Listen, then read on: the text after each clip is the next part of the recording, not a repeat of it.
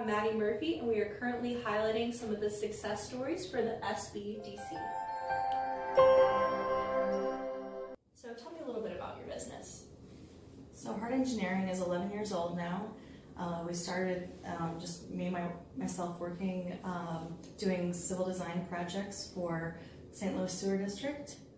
And what challenges have you faced as a small business, and how have you solved them?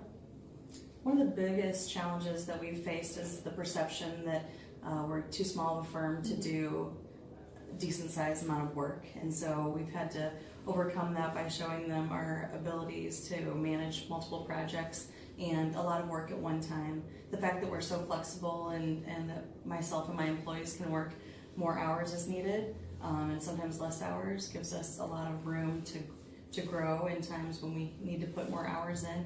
We've never missed deadlines. We can manage the workload as needed. So whenever we have deadlines, we work more, and whenever we don't have deadlines, we can slow down a little bit. So how do you work with the Sbdc in St. Louis? So I started working with the Sbdc quite a few years ago when I was involved in the MODOT entrepreneur training class. I worked with George Phillips and Phillips and Associates and MODOT, their diversity department, I believe.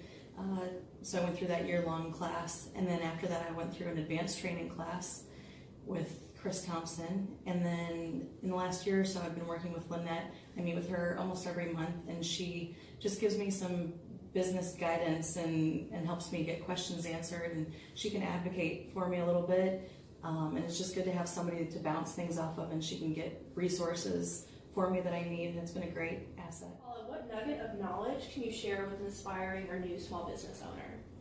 I guess the thing that I like to share with new business owners is that unique business models can work. You can be flexible. I forgot to mention earlier that my employees are all part-time employees, and we don't have an office, so everybody kind of works from wherever. So it's nice that you can work at a desk at your house, but I tend to work a lot of times in the car or out of town. You know, we just have a lot of flexibility that way. And so it's a very unique business model in that we don't have an office that everybody goes to, but it seems to work well because we have good communication. We use different apps. We talk on the phone. We do meet up with each other on weekly basis typically, and we get everybody together as a group every few months at least. But we just really work well together as a team, and I would say that's the most important thing for a business. So even as small businesses start to grow, you don't have to take on the burden of a lot of overhead with buying or renting a large property and getting all of the assets that come along with that, all the bills for utilities and desks. So lastly, what is one thing that you hope this success story conveys as it relates to your business?